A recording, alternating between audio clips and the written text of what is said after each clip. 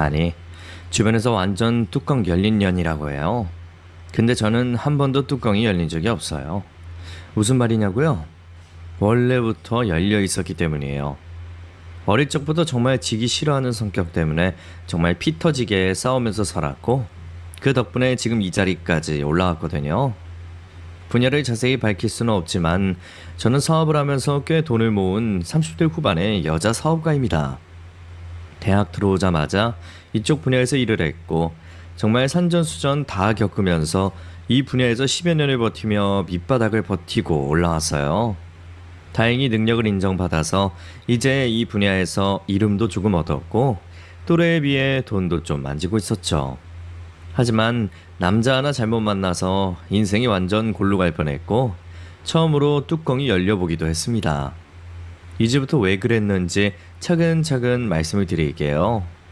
제 이야기를 들어주신 분들 중엔 눈물을 흘리는 분도 계시고 좀 더 세게 나가라며 응원해주시는 분도 계십니다. 어떤 아주머니는 저보고 지질이 운도 없는 여자라고 하더군요. 저도 제 인생을 돌아보면 나름 기고하게 살았구나 란 생각이 드네요. 저는 학교 다닐 때 유달리 돈의 계산이 빨랐어요. 시장에서 장사를 하며 물 한 방울도 허투루 쓰지 않는 부모님 영향을 받은 탓도 있지만 뭐든지 손해보곤 못 사는 성격도 한몫해서인지 계산이 정확하길 좋아했어요. 그래서 고등학교 때부터 이미 장사를 시작했죠. 처음 했던 일은 동대문 도매시장에서 옷을 싸게 사다가 조금 더 리폼해서 1.5배나 2배 정도 가격을 더 받고 팔았어요. 제가 보는 눈이 좀 있어서인지 떼어오는 디자인 의류마다 장사가 잘 됐죠. 특히 대학생 언니들이 좋아하는 걸로 바로바로 떼어다가 직접 가져다 주니 인기도 좋았고요. 그렇게 번 돈으로 대학 와서 주식도 투자해보고 그걸 또 기반으로 지금 하는 사업 기초를 다지면서 등록금이랑 집이랑 다 제 힘으로 해결해냈어요. 주변에선 저한테 쇠복이 있다고 하셨어요. 한마디로 돈복은 타고난 거죠. 중간에 아빠 가게가 다 엎어지고 가족들이 뿔뿔이 흩어지게 생겼을 때도 제가 번 돈은 큰 효과를 발휘했어요. 사업은 어쩔 수 없었지만 적어도 집에 차압딱지 붙는 걸 제가 번 돈으로 막을 수 있었으니까요. 그때부터 집안에서 제 입김도 엄청 세졌죠. 그 전까진 공부나 하라는 잔소리 들었지만 제가 하는 사업이 동네 구멍가게가 아닌 걸 알고는 부모님도 이젠 아무 말씀도 안 하셨습니다. 그래서 저는 자립심이 강했고 무엇보다 강해지려고 노력했어요. 근데 이런 이야기하면 나이 많은 어르신들이 혀를 끌끌 찰 수도 있을 텐데요.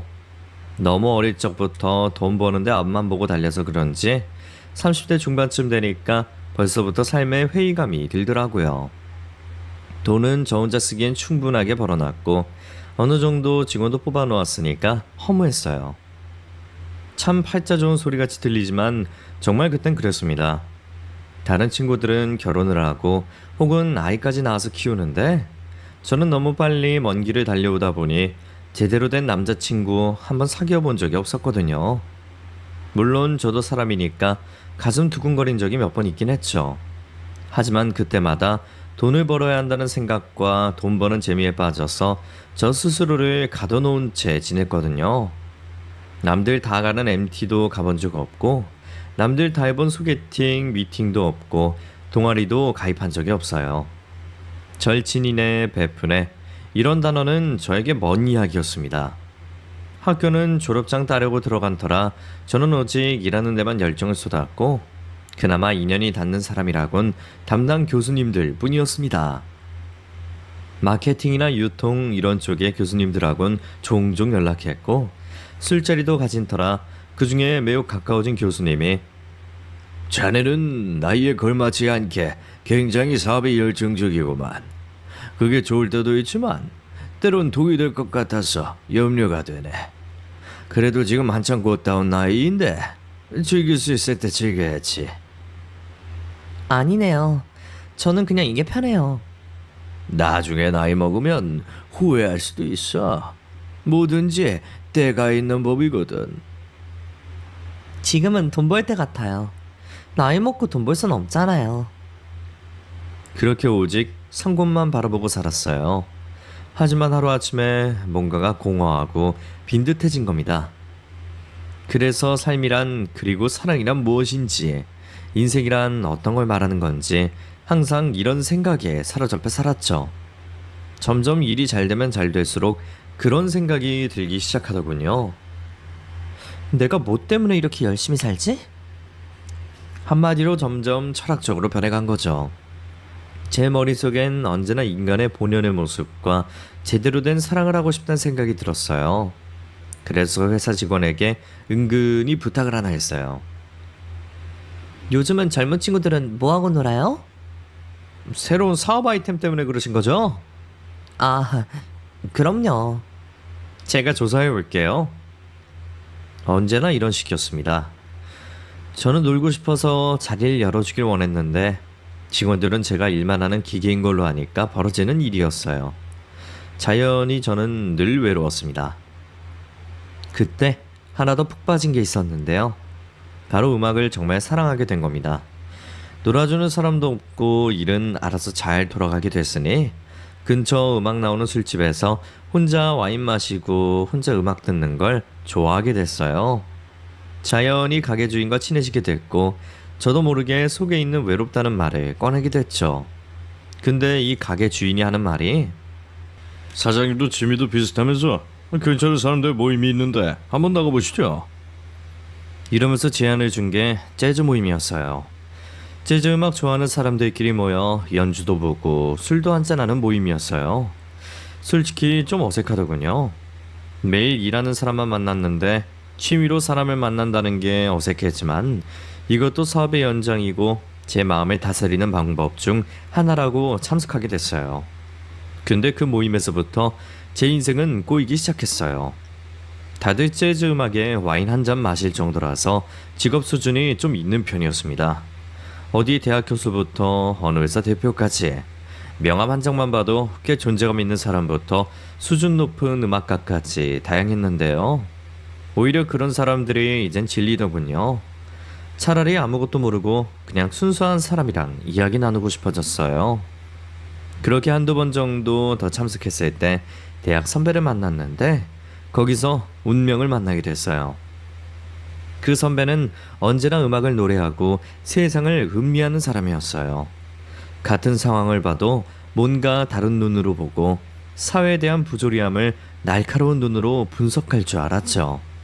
뭔가 자신만의 철학이 담긴 멋진 남자였어요. 게다가 팝송을 따라 부를 때면 제 마음이 두근거리고 처음으로 남자에게 푹 빠져버리게 됐습니다. 그래서 저도 모르게 그 선배에게 빠져들더군요. 다른 남자들은 음악을 통해서 사업 이야기, 자기 출세 이야기만 하는데 그 선배는 현실을 벗어나서 정말 음악과 사랑, 그리고 함께 사는 세상을 고민하는 멋진 남자였습니다. 한마디로 말해 그 선배를 졸졸 쫓아다니게 됐고 적극적으로 대시를 해서 우린 커플이 됐어요. 솔직히 제 입으로 이야기하긴 좀 부끄럽지만 누가 봐도 어울리지 않는 커플이었습니다. 저는 꽤 매출이 있는 회사의 대표였고 그 선배는 신문사의 음악을 기고하는 프리랜서 음악 작가였거든요. 수입 부분에서 큰 차이가 났죠. 그렇다고 그 선배가 조각 같은 외모를 가진 것도 아니었어요. 딱히 집안이 잘 사는 것도 아니었고요. 하지만 그런 건 문제가 되질 않았습니다. 제가 다 먹여 살리면 되니까요. 제가 다 책임질 각오가 되어 있었거든요. 하지만 현실은 참 녹록지가 않았어요. 일단 그 선배네 집이 참 가난했어요. 나중에 들은 이야기지만 선배네도 원래는 어느 정도 잘 살았지만 여러 가지 사정으로 집안이 폭삭 망했더군요. 선배의 형님이 대기업에 다니면서 생활비를 좀 보태주시고 선배가 글을 쓰고 책을 출판해서 번 돈과 시아버님이 공공근로 다니면서 번 돈이 수입의 전부였습니다. 아무래도 넉넉한 가정 형편은 아니었던 거죠. 그래서 선배에게 우리 회사에 취직할 것을 권했어요. 하지만 선배는 자유롭게 글을 쓰며 살고 싶다고 하더군요. 그렇다고 제가 결혼도 안 한 입장에서 선배네 집에 돈을 막 줄 수도 없는 터라 아는 지인을 통해 작은 출판사에 선배를 취직시켜줬습니다. 프리랜서로 일하게 두느니 안정적인 직장이 있으면 좋겠다는 생각에 제가 밀어붙였죠. 하지만 얼마 못 가 퇴사를 하는 거예요. 그래서 선배, 그 회사 조건이 나쁘지 않았잖아요. 아니, 회사가 너무 답답해. 창의적인 느낌이 없어. 그래도 음악인이 문학 관련 서적을 출판한다고 해서 취직했는데 이건 너무 답답한 구조야. 처음에 그 말을 좋게 본 제가 바보였죠. 원래 선배의 생각이나 사상이 여유가 있고 자유분방한지라 세상의 선배를 몰라본다고 생각했거든요. 그 사이에 선배는 몇 번이나 취직했고 또 몇 번이나 퇴사를 했어요. 이유도 가지각색이었죠. 직장 선배랑 트러블이 있어서 관두고 혹은 업무 지시가 자신의 처지와 안 맞는다고 관두고 아주 다양한 이유로 회사를 그만두고 점점 겉돌고 살았어요. 그렇게 3번 정도 회사를 그만두는 선배를 보며 그냥 놔두는 게 좋겠다는 생각이 들었어요. 이 사람은 억압하고 가둬둘수록 더 반항하는 타입이란 생각에 더 이상 터치를 안 했죠. 그 사이에 선배는 오히려 더 음악이나 철학 그리고 사상 쪽에 빠져들어서 어디론가 훌쩍 여행을 다녀오고 연락도 잘 안 되기 시작했어요. 이 정도 되면 계속 만나는 제가 미친년이잖아요. 그래도 그 선배를 좋아한 게 저의 잘못이었죠. 그래도 이렇게 사는 게 맞는 거라며 스스로를 다독였고 그때 마침 엄마도 많이 편찮으신지라 얼른 결혼을 서둘러야 했어요. 그래서 선배를 가족들에게 정식으로 소개시켜줬고 그날 처음으로 식사를 하게 됐어요. 선배도 굉장히 예의를 차리고 말도 잘하고 괜찮았어요. 집안이 가난하고 영혼이 자유로울 뿐 그 선배가 성격이 이상하거나 무식한 사람은 아니었으니까요. 하지만 만남이 끝나고 난 후에 우리 집에선 난리가 났죠. 아빠는 아무리 너가 책임진다고 해도 남자가 어느 정도 책임감도 있어야지. 막상 만나보니 뭔가 대책이 없는 것 같은데 다시 한번 생각해보면 안 되겠니? 난 저 남자 아니면 결혼 안 한다고요. 엄마 아빠가 반대를 하든 말든 나는 결혼 추진할 거니까 그렇게 아세요. 자식 이기는 부모 없다는 말처럼 제가 결혼 안 시켜주면 안 된다고 난리를 치니까 끝내 허락을 해주셨고 이번엔 제가 선배네 집에 인사를 드리러 가게 됐죠. 원래는 예비 시모가 밖에서 만나자고 했지만 제가 빡빡 우겨서 집으로 찾아가겠다고 했거든요. 솔직히 집 앞에 다다르는 순간 숨이 턱하니 막히더군요. 왜 시어머니들 분이 약속 장소를 집이 아닌 외부 음식점으로 하자고 했는지 알 것 같았어요.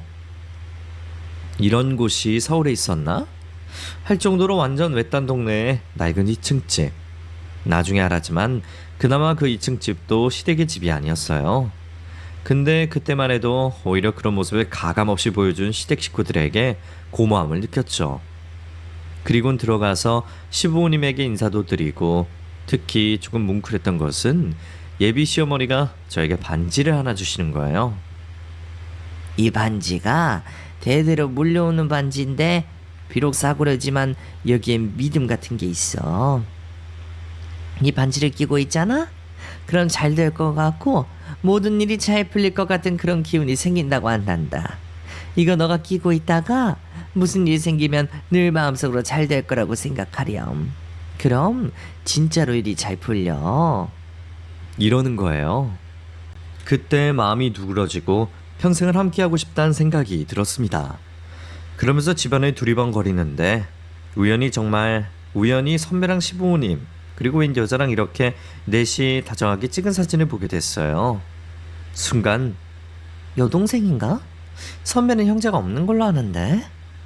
이렇게 의문이 들어서 예비 시어머니에게 친척 여동생인가 봐요. 하며 사진을 내밀었죠. 그랬더니 예비 시모가 화들짝 놀라며 어디서 이걸 찾았니? 그냥 못 본 걸로 하렴. 이러면서 사진을 가져가시는 거예요. 도대체 왜 이러시나 싶어서 나중에 선배에게 물어보니 사실 엄마랑 의절하고 집 나간 여동생이 있어. 집에서 내놓은 자식인지라 너한테 말을 안 한 것뿐이야. 이러는 겁니다. 돈 문제 때문에 의절했다고 설명을 해주는데 듣는 내내 마음이 아프더군요. 그리고 나라도 돈을 많이 벌어서 시댁에 도움이 되고 싶단 마음도 더 가지게 됐습니다. 시어머니도 은근히 염치 없지만 많이 좀 도와주게. 이런 식으로 말씀을 하셨고요. 그땐 정말 순진했던 거죠. 그냥 뭐든지 퍼주고 싶었던 때였으니까요. 하지만 현실에선 한계가 오긴 오더군요. 일단 남편은 점점 현실에 적응하지 못하고 겉돌기 시작했어요. 점점 지치더라고요. 그래도 처음으로 마음을 준 남자니까 결혼을 강행했고, 정말 결혼한 지 석 달 동안 남편은 글을 써서 잡지사 몇몇 군데 인터넷 매체에서 돈 버는 거 외엔 수입이 전무했습니다. 그나마 회사를 다니게 되긴 했는데 약간 능력제로 운영되는 회사라서 기본 월급은 매우 적고 성과가 좋아야 월급이 올라가는 회사인데, 남편은 정말 기본만 하고 전혀 욕심이 없더라고요. 사실 돈 액수가 중요한 게 아니라 그냥 너무 빈둥거리는 모습을 보는 게 싫더라고요. 너무 답답해서 시어머니에게 호소를 해봐도 걔는 몽상가라 그래. 너가 돈 잘 버는데 뭐가 문제니? 남자가 돈 잘 벌면 아내가 집에서 살림하는 거고, 아내가 이렇게 돈 잘 벌면 남편이 살림하면서 자기 일 챙기면 되는 거지. 이러시는 거예요. 시어머니는 그런 걸로 자기 아들 기죽이지 말라며 충고하고, 친정에선 반대하는 결혼하더니 꼴 좋다고 나를 바보 같은 딸년 취급을 하니까 은근히 서글프더라고요. 그래서 신혼생활의 즐거움보단 점점 더 괜히 인생이 꼬인 건 아닌가 고민만 됐어요.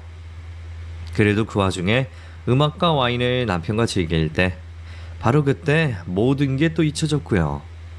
안 그랬으면 진작에 이혼했을 텐데 저는 사람의 굶주리고 따스한 관심에 굶주렸었나 봐요.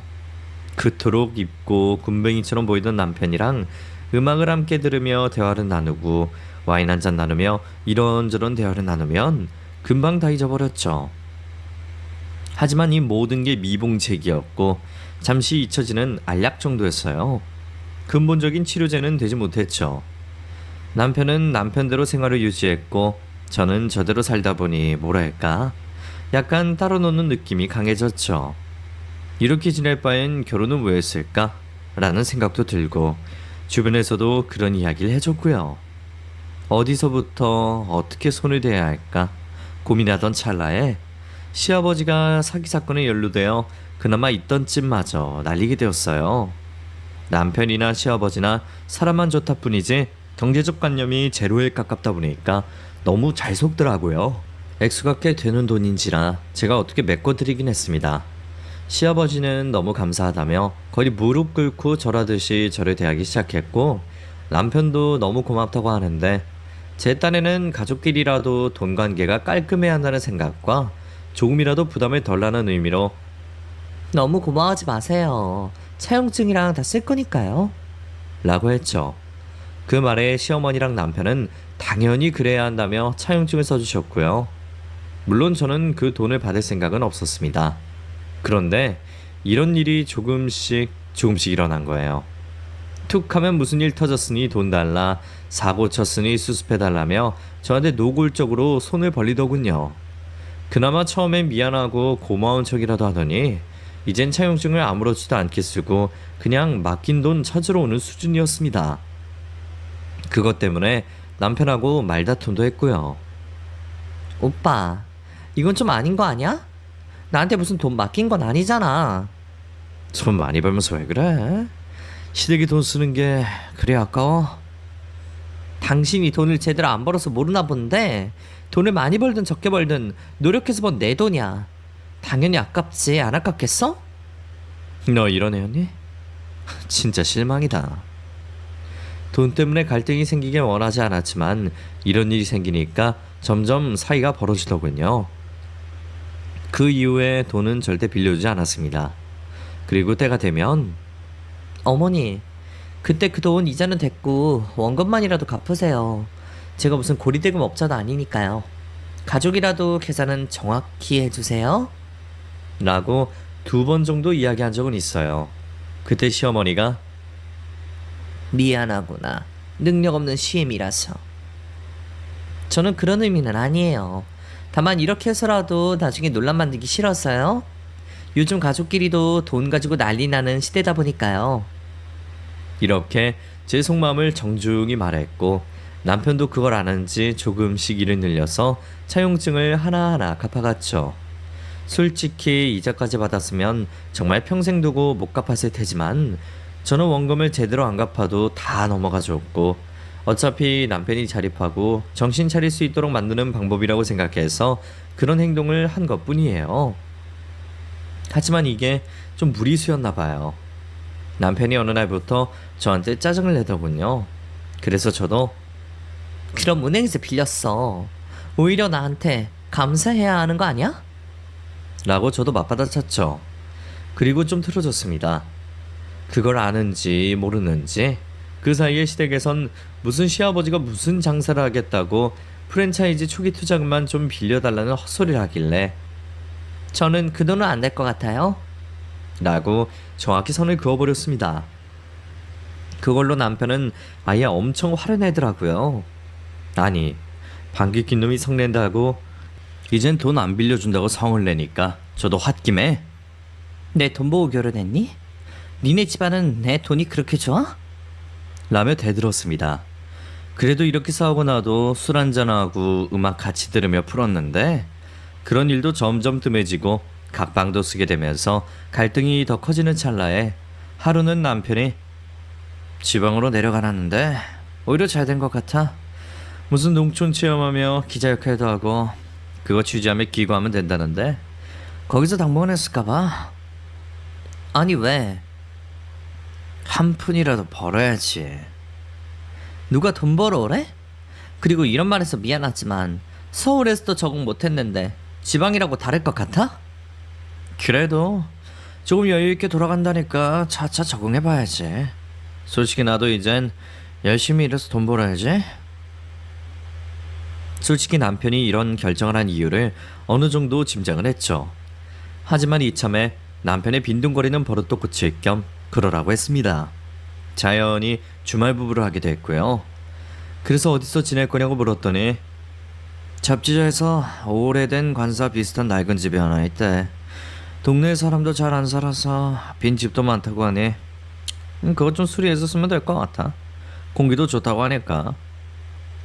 처음엔 말도 안 된다며 반대했지만 이젠 아예 한 달에 한두 번 찾아가서 반찬 좀 주고 청소해 주는 걸로 합의를 했습니다.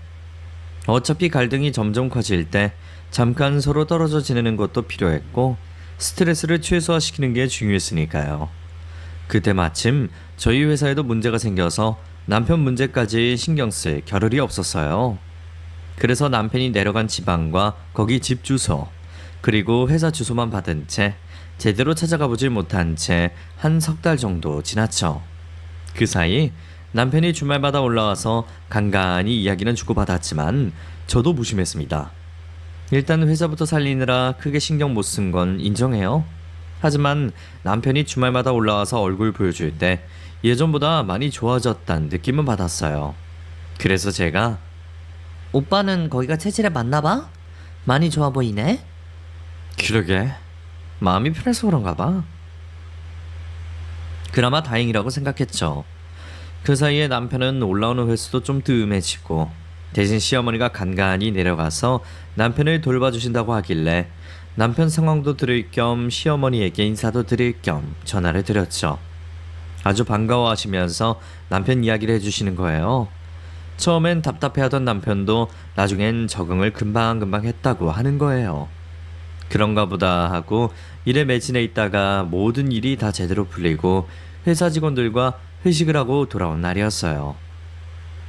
술은 취해서 알딸딸하지 기분은 뭔가 유쾌하고 시원한데 텅 빈 집안을 보니까 기분이 우울하더라고요. 외롭기 싫어서 결혼했고 사람 온기가 그리워서 남편을 만났는데 정작 다시 외로운 제 모습이 너무 보기 싫더라고요. 순간 남편이 너무 보고 싶더군요.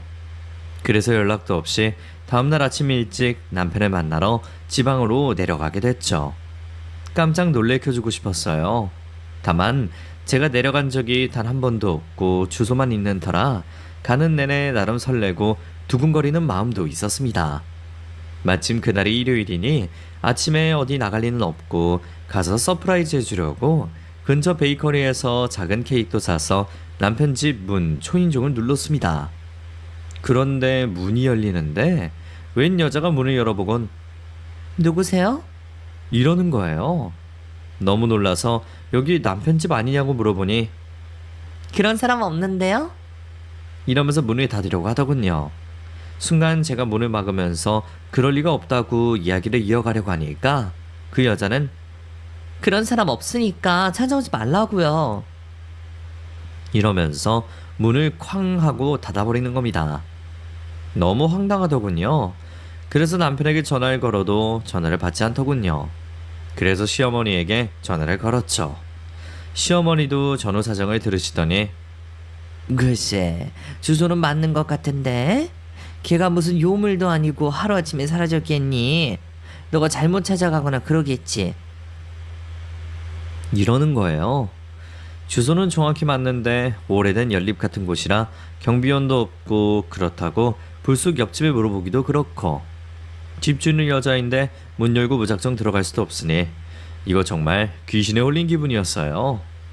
남편이라도 연락이 되면 좋을 텐데 남편은 전화를 받지 않으니 정말 귀신이 고칼 노릇이더군요.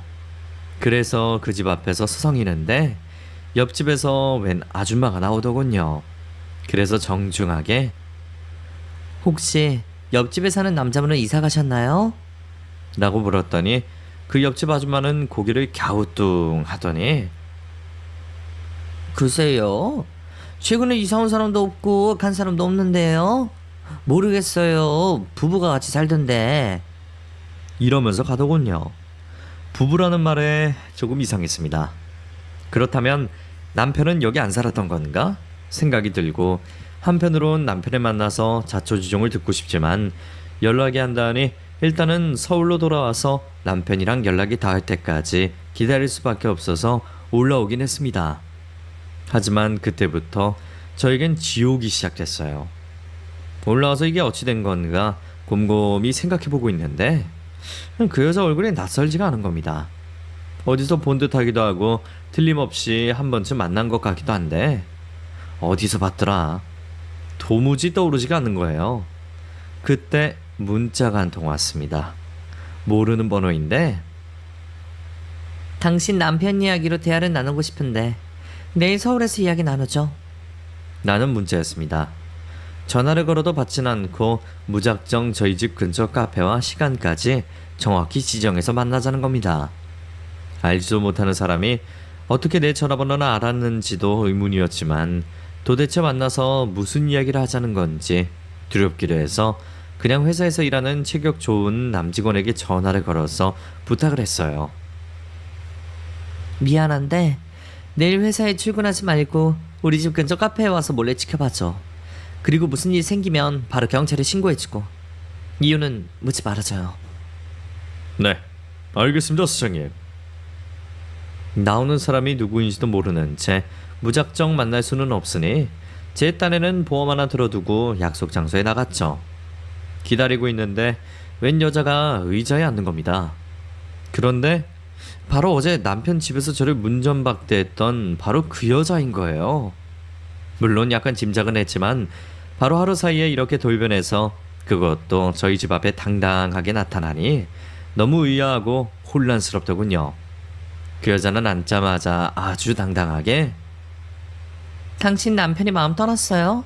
그리고 솔직히 당신 남편이기 전에 내 남편이기도 했고요. 그러니까 이혼해주세요. 아니 정말 지금 생각해도 황당하네요. 앉자마자 정말로 이런 이야기를 하기 시작한 거예요. 도대체 이 여자 정체가 뭔지 뭐라는 여자인데 다짜고짜 나타나서 남편이 자기 남편이고 이혼을 하라고 하니까 너무 어이가 없더군요. 그래서 제가 도대체 뭔 소리예요? 누군데 그딴 개소리를 하는 거예요. 당신 경찰에 신고해줄까? 저도 좀 세게 나갔죠.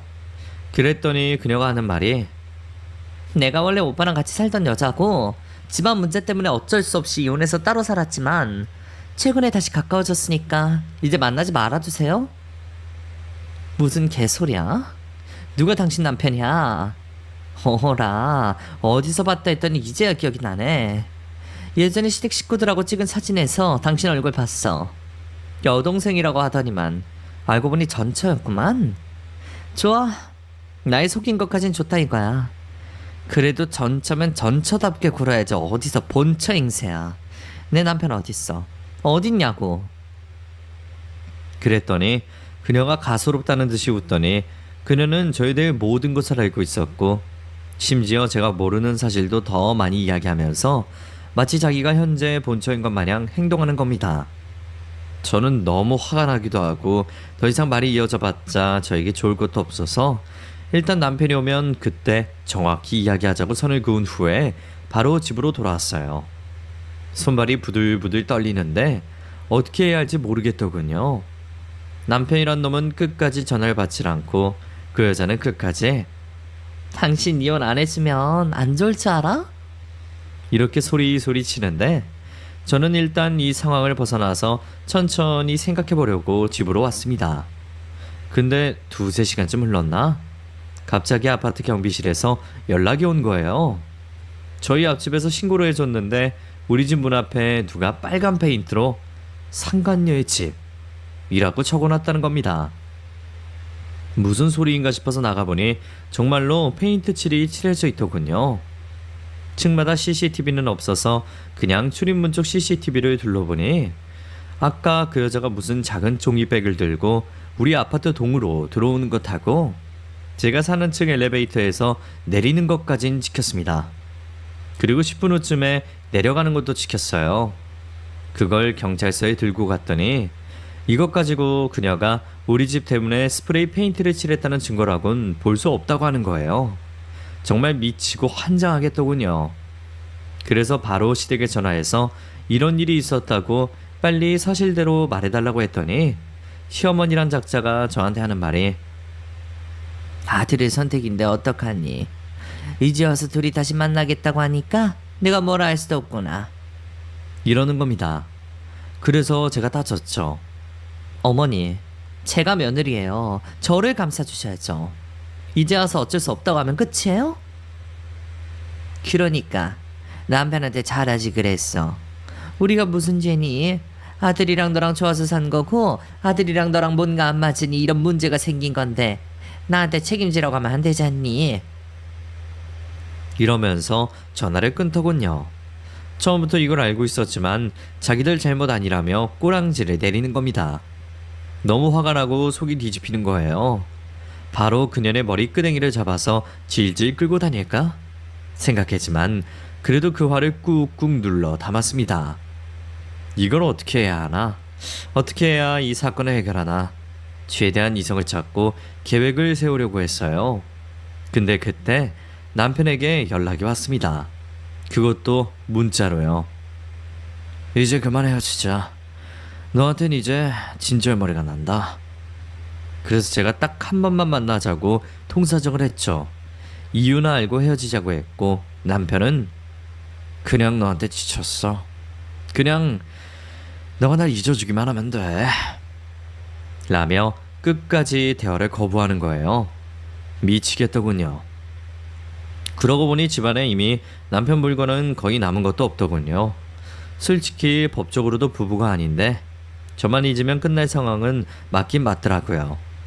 근데 이게 지금 누굴 바보 머저리 취급하는 것도 아니고 이렇게 팽당하면 정말 바보 되는 거잖아요.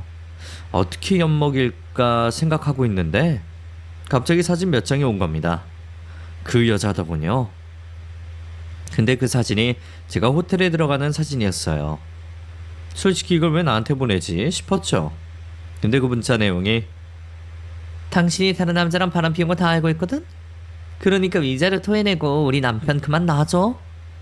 이러는 겁니다. 그때 뭔가 깨닫게 됐어요. 이것들이 다 짜고 나한테서 돈 뜯어내려는 거구나. 라는 생각이 확 들더군요. 왜냐면 그 사진은 사실 제가 사업 문제로 호텔 세미나실에서 관계자들 만나서 간담회하고 사업 설명회 갔던 자리였거든요. 그걸 마치 무슨 내연을 만나는 것처럼 마냥 포장해서 법적 증거로 쓰려는 꼬라지를 보니까 이제야 감이 확 잡히는 거예요. 보아하니 저번에 프랜차이즈 사업자분을 안 빌려줘서 돈 뜯어내고 이혼하려는 것 같더군요. 냉정을 찾으니까 이들의 속셈이 보이더군요. 저도 어릴 적부터 장사하고 사업해봐서 남들이 대가리 굴리는 소리를 다 들을 수 있는 내공이 있는데 어디서 감히 저를 등쳐먹으려고 하다니 이젠 괘씸하기까지 했습니다. 그래서 전에 부탁했던 남자 직원에게 혹시 아는 사람 중에 흥신소나 뒷일 확인해주는 사람 없냐고 부탁을 했더니 그 직원이 일 처리해줄 업체를 하나 알아봐줘서 제가 의뢰를 했죠. 남편과 그 여자가 무슨 짓을 하고 다니는지 뒷조사를 해달라는 거였어요. 그리고 바로 일주일 후에 그들이 뭔 짓거리 하고 다니는지 다 알 수 있었어요. 기가 차더군요. 그 일주일 동안 그 여자는 계속 저에게 이혼해라. 위자료 내놔라. 이런 문자를 보냈지만 저는 제대로 엿먹일 증거를 잡기 위해 기다렸어요. 거기서 영상을 보내주고 설명을 해주는데 일단 그녀랑 남편은 둘이 다정하게 지역에 있는 큰 대형마트에서 쇼핑을 하곤 저녁 무렵이 되니 어느 고깃집에서 고기 구워 먹고 술을 한잔하더군요. 누가 보면 부부인 줄 알겠어요. 그리고 둘이 대화를 나누는데 특별한 내용은 없더라고요. 하긴 식당에서 은밀한 이야기를 나눌 린 없으니까요. 그런데 둘이 손을 꼭 붙잡고 소주잔을 기울이는 모습이었습니다. 보는 내내 너무 힘들고 다시 가슴에서 천불이 끓어오르더군요. 어쨌든 이건 진짜 빼박 증거 자료니까 제대로 모아놨죠. 더 이상 참을 수가 없어서 바로 남편을 찾아갈까 했지만 이대로 끝내면 너무 싱겁고 제가 바보같이 느껴지더라고요. 제대로 복수를 해주고 싶었어요. 내 눈에 눈물 나게 했으면 상대는 피눈물 나게 해줘야 하잖아요. 저의 인생 절반을 이 남자에게 투자했는데 고작 제가 받은 건 이런 배신뿐이니 눈이 안 돌아가게 생겼나요? 그런데 더욱 결정적인 증거는 바로 그 멍청한 여자 덕분에 잡았습니다. 그녀가 고기를 구워 먹다가 어디서 전화가 왔는지 전화를 받으면서 통화를 하는데 네, 어머니. 여기 거기에요. 오세요. 이러면서 시어머니를 부른 겁니다. 그때 셋이 짜고 버린 일이란 걸 정확히 알았죠. 아니나 다를까 조금 있다가 시어머니 셋이서 희희낙낙거리며 고기 구워 먹더니 갑자기 시어머니가 뭐라고 하니까 그년이 하는 말이